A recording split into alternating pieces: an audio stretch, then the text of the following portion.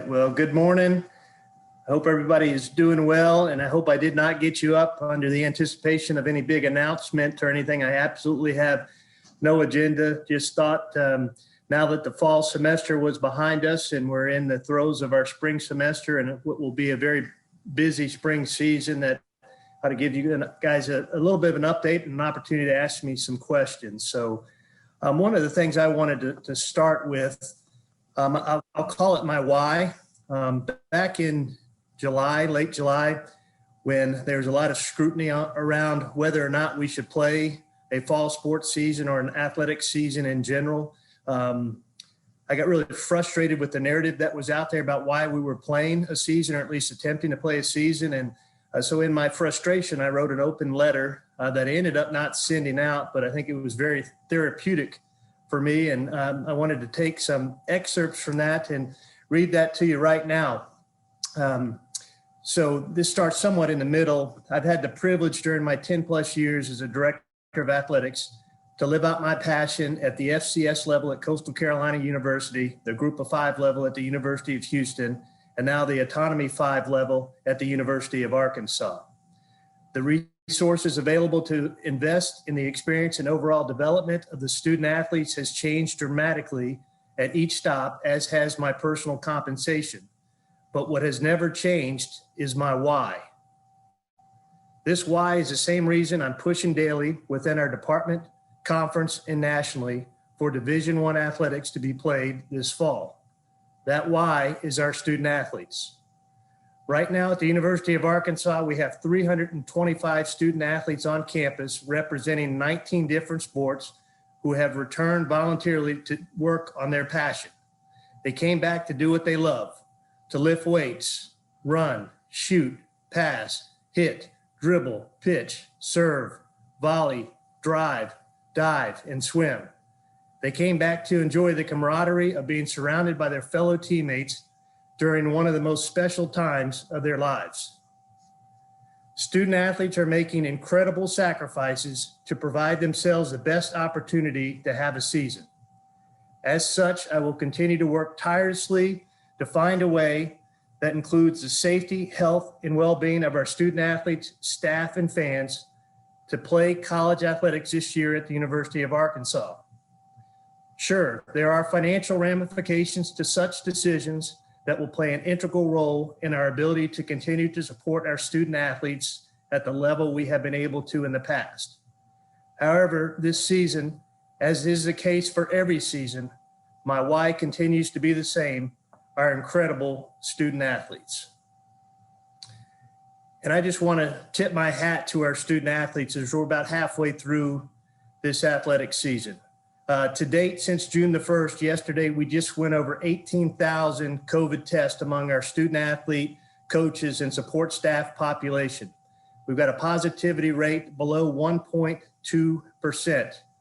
Currently, among our 12 sports that are competing, we have 0 positive cases of COVID among those 12 sports.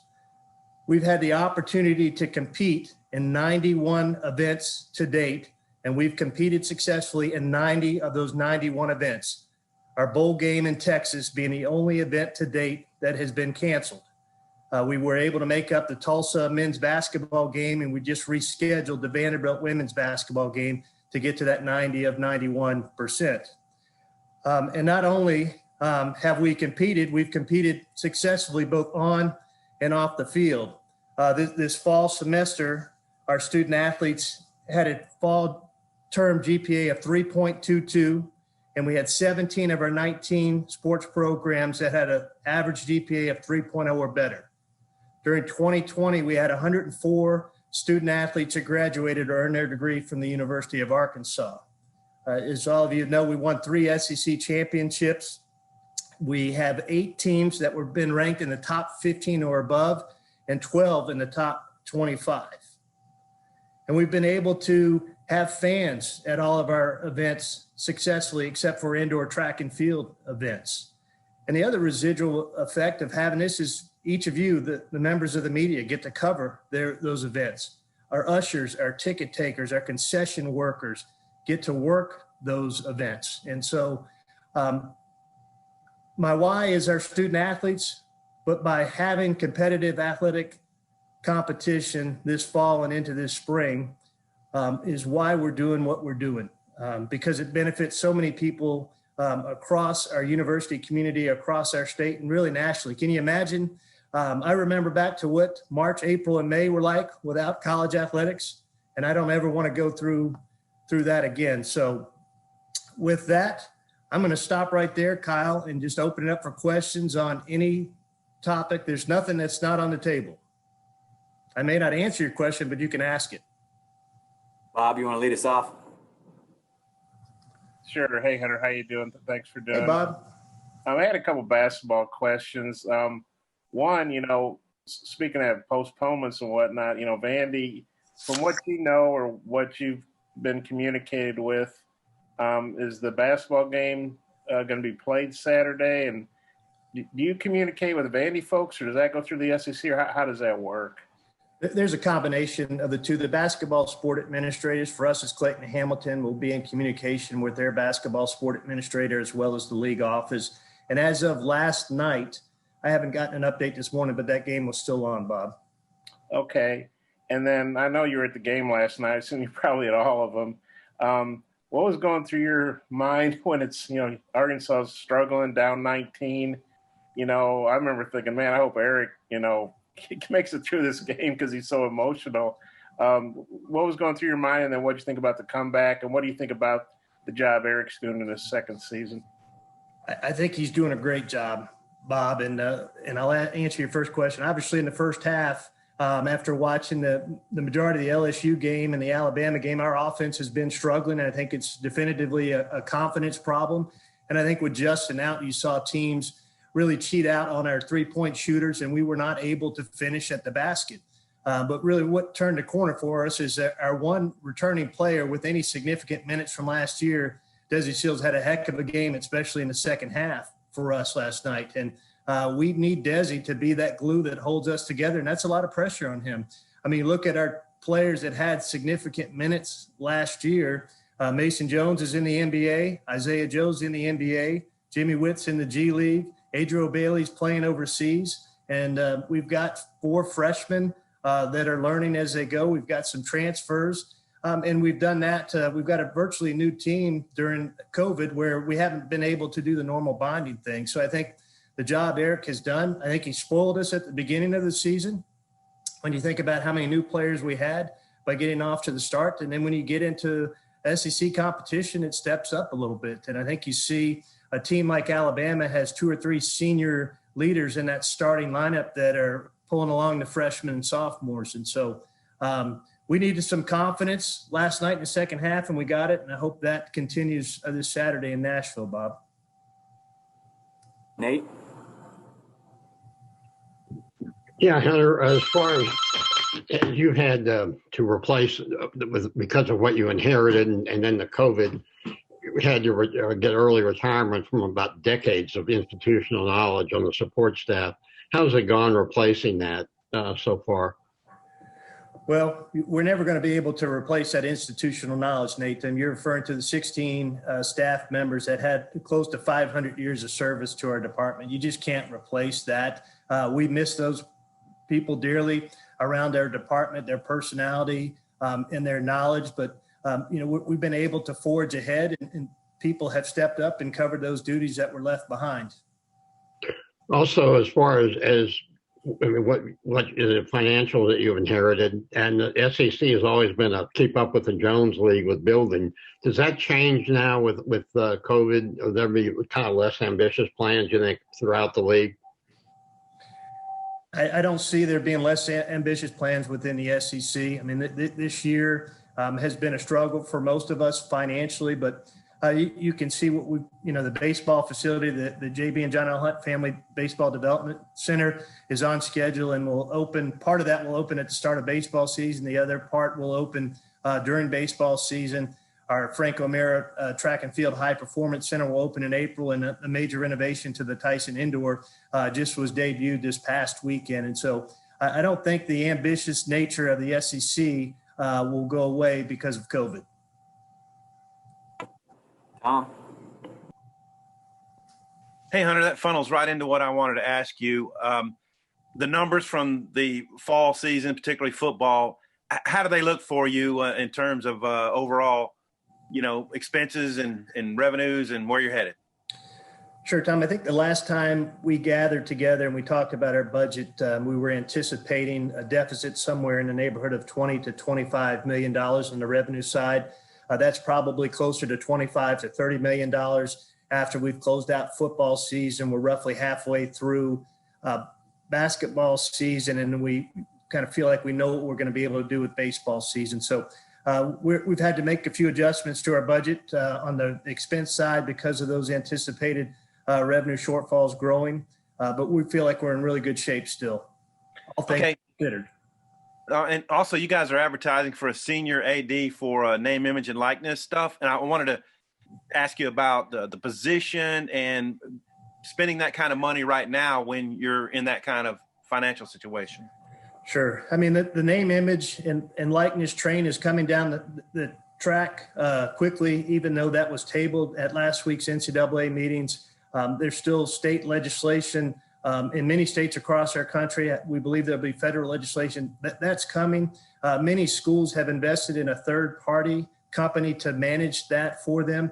I thought it was a better resource for our student athletes to have someone internal that could help them manage the launch of the name, image, and likeness and their brand building. And so that's why we're making that investment right now, Tom. Trey Biddy. You're going to love this crystal ball question, but if you can, after this spring semester, looking ahead to, I guess, August, fall 2021, what are your hopes? What do you think things could be like as far as attendance for fans and things like that? Crystal ball.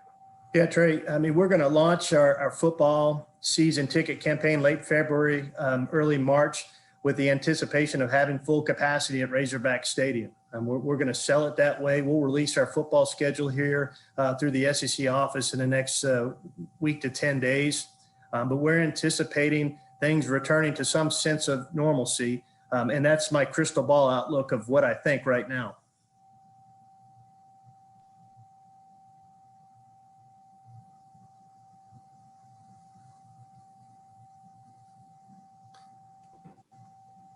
Thank you there. One question today? Yeah, sorry, my computer skipped. Hunter, in terms of the coaching turnover situation with football, how do you think Sam Pittman handled, some of his coaches being called away for interviews and just how he handled all that in the background? I think he's done a great job managing that. I mean, obviously, Barry Odom was a hot commodity after how our defense played for the majority of the season, and having been a former head coach, it was important for Coach Pittman that we retained Coach Odom. We were able to do that. I think we filled our void that was created at our wide receiver spot with Justin Stepp leaving to South Carolina. That was really for him to have the opportunity to return home. Kenny Guyton will fill that really, really well for us. And so I think Sam has managed people coming after his staff very, very well. Gotti? Yeah, Hunter, I guess you just mentioned Barry Odom, but I guess just how important was it, just for the direction of the football program to keep Barry on board? It was very important. Barry has that experience as sitting in that head coaching chair in the Southeastern Conference that has been invaluable to Coach Pittman throughout this year and will be invaluable moving forward. Our defensive student athletes on the defensive side of the ball love him. He obviously created schemes that put us in a position to have some success throughout the season. And he's an important piece to our puzzle. And just continuity in general among your coaching staff is very, very important. And to be able to retain both of your, or really all three of our coordinators, how Sam has that set up with Coach Briles and Coach Fountain and Coach Odom was very, very important. Let me know if you've got more questions in the chat. Trey Schapp. Hey, Hunter, I know it's been a struggle for all athletic directors across the country, but for you at Arkansas, what has kept you up at night as you contemplate tough decisions? COVID test results, Trey. Quite honestly, that's just the ability to continue to compete in games. I mean, there was a significant value anytime we would have lost an SEC football game on that from a television revenue standpoint. And we're already hemorrhaging a great deal of revenue right now. We didn't want to lose more revenue. It's just, how do we, we have not laid any of our staff members off. We did have the early retirement. Everybody has taken a pay cut, but we have not had to lay any of our employees off or terminate any employment within our department. And taking care of our staff, taking care of our student athletes, that's what keeps me up tonight as an athletic director, and being able to maintain what we're doing. Hutch? Yeah, Hunter, back to football, considering all the obstacles that came with the pandemic, were you at all surprised at how quickly and how much Coach Pittman got the program turned around this year? Absolutely. He exceeded my expectations. When you think about bringing a new staff on board, and then roughly 65 to 70 days after that, you go into kind of a COVID situation like we did. You cancel spring practice, you're meeting virtually, you're trying to install offenses and defenses virtually during the spring. You have limited workout availability during the months of June and early part of July. He and his staff overcame a number of obstacles to really create a level of confidence amongst our student athletes that they were going to be put in positions to have success. And then you put on top of that an SEC only schedule where, I still think it was one of the toughest schedules in the history of college football. We played 4 teams that were in New Year's 6 bowl games, and they played obviously the eventual national champion in Alabama. And to win 3 of those games, and we haven't won 3 SEC games in the last 3 years, I think that was a significant accomplishment and step in the right direction for our program. And then along those same lines, when you hired a guy with no head coaching experience, the hire was kind of met with criticism and skepticism nationally. How did you enjoy personally the success they had? And I mean, did you feel almost kind of vindicated with how well they did? Well, I try not to pay attention to a lot of the scrutiny that goes on in hiring coaches. I felt like Sam Pittman was a great fit for what we needed at the University of Arkansas. With his ability to build offensive and defensive lines, his ability to recruit, and just his personality and how it fit within our state. And so Hutch, I felt like he was going to be successful. To say that he was going to be successful out of the gate like he was with all the obstacles we overcame, I would be lying to you if I said that. But I thought Sam Pittman, I wouldn't have hired him if I didn't think he's the right person for the job. Tom? Hunter, this is a state of the baseball program question. The 4,000 in attendance, is there a temptation to maybe try to bump that up? And can you adjust it higher as the summer goes along? And secondly, Dave's just taking on everybody in the state he can. And I want to get your thoughts on that part of it too. Yeah, no, absolutely, Tom. I mean, part of the method to the madness that our external team developed and how we're selling tickets to baseball was to sell them on a single game basis.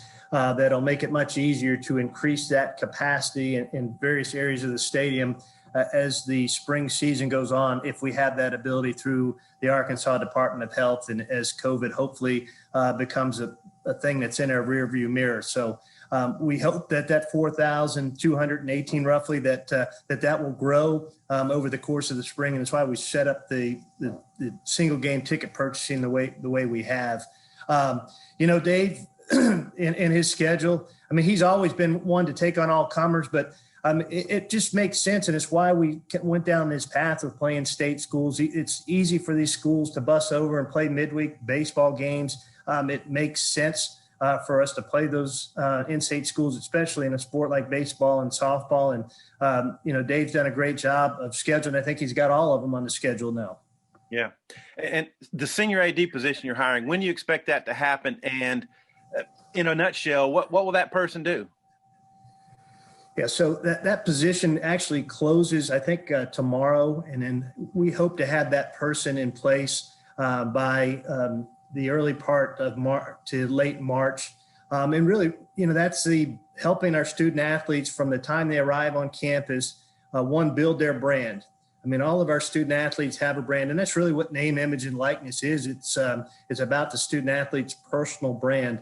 and we want to teach them how to build their brand, through social media and the do's and don'ts about social media.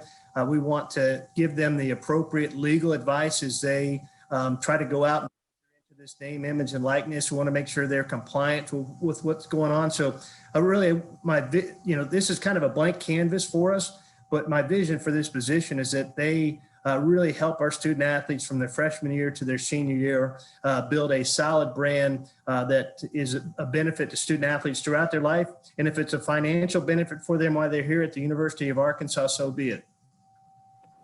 Seth? Yeah, Hunter, Mike Neighbors and women's basketball team has made sure that, he wants to lead the country in games played. He said that. What went into replacing a game in basically a week and getting such a great opponent? Yeah, so Mike Neighbors, he sent a text to me when Vanderbilt dropped out of the season and wanted to know if he could replace Vanderbilt with Connecticut. Quite honestly, I thought he was kidding when he sent me that text. He was dead serious. He said, I've talked to our team. They want to play the best. They enjoyed competing against Baylor. They enjoyed competing against South Carolina in the rigors of the SEC schedule. Connecticut had lost, I think, 4 or 5 games early in the season. They were looking for games, and it just it made a great deal of sense to try to get them here. Jordan?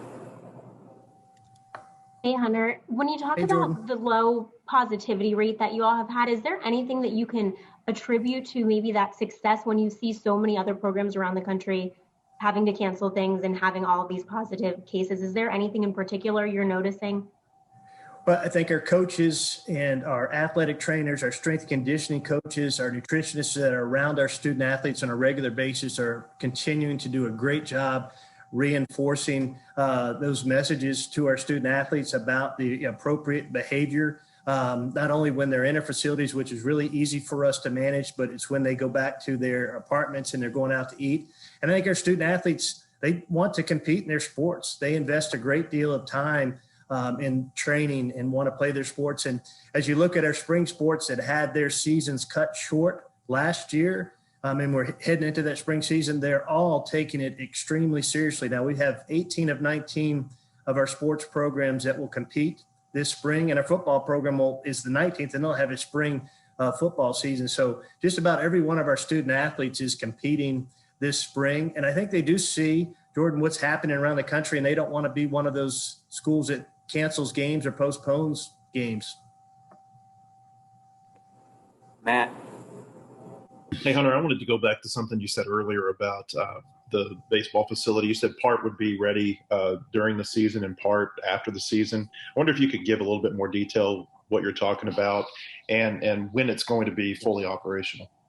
Yeah, so Matt, it was our goal to have the 14 loge boxes. That's that outdoor seating area that's adjacent to what right now is the visiting team bullpen. So there's 14 loge boxes. There's 2 5-person loge boxes and 12 4-person loge boxes. Those will be completed here in the next couple of weeks, and those will be open for opening day of the baseball season. The remainder of the facility will not be completed until sometime mid to late April. And so that's what I mean by some of that facility will be open. Do you think that means that the team will be using it before the end of the season, or do you think it'll be after the season if they get in there? But, I haven't had that conversation with Coach Van Horn. Obviously, we're not going to switch dugouts or switch bullpens during the middle of the season.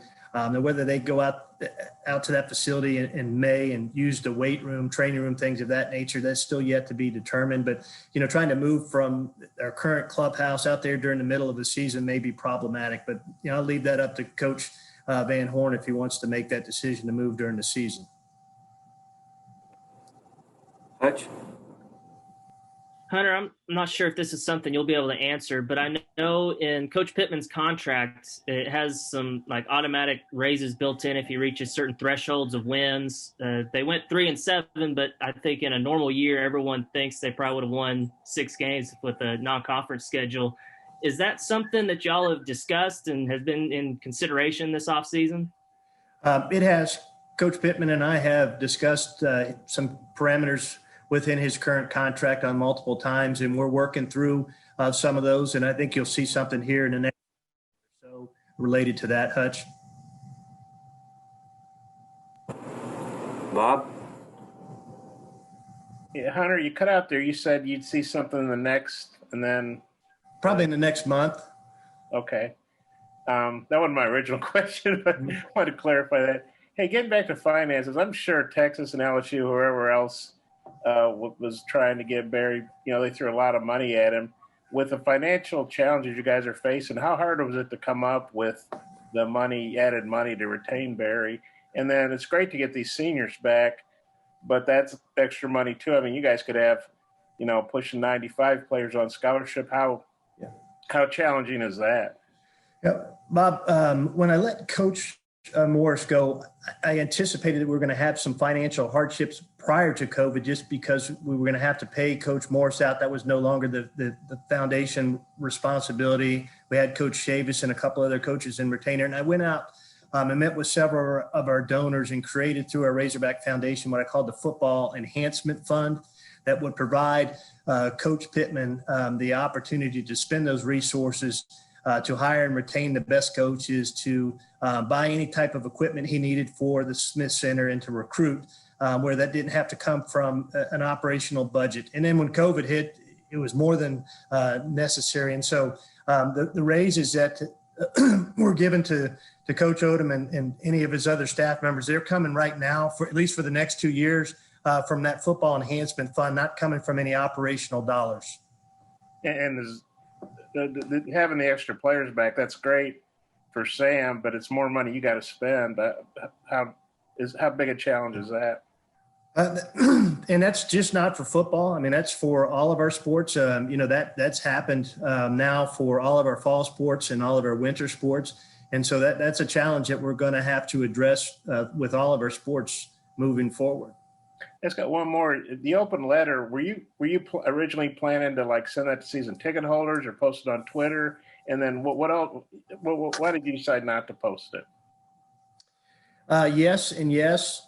And, I think I decided not to post it just because I wrote it, sat on it for a day or two, as some mentors have told me. When you write some things in haste, whether it's an email, a text message, or things, you need to sit on it for 24 to 48 hours. And just decided that it had kind of served its purpose for me, and it had been very therapeutic for me to write that and read it multiple times. Okay, thanks. All right, last call. All right, Trey Shapp, wrap us up. Hey, Hunter, right before Christmas, you gifted Kane and Sandy with lifetime season tickets to any athletic event at the University of Arkansas. What went into that decision? Well, I was not aware of the fact that Kanan and his mom kind of called multiple people to try to scrounge up a couple of tickets so that they could attend games. And I thought they were just season ticket holders and had the wherewithal to do that, and was amazed that they could. And then when I found out that they didn't have that wherewithal, and that they were having to call, friends and people within our department to try to find tickets to all the events they wanted to come to, I just thought it was a natural thing to do to one of our super fans who has obviously not had the easiest life, to just give him the opportunity as a Christmas present to attend Razorback events with his mom for life. And so had all of our coaches sign that commemorative ticket for Kanan. And I think you saw the video with him crying, his mom crying, and what that really meant to them. And not only what it meant to them, I was overwhelmed by what it meant to our fan base, because I don't know that anybody that's a true Razorback fan that doesn't know who Kanan Sandy is.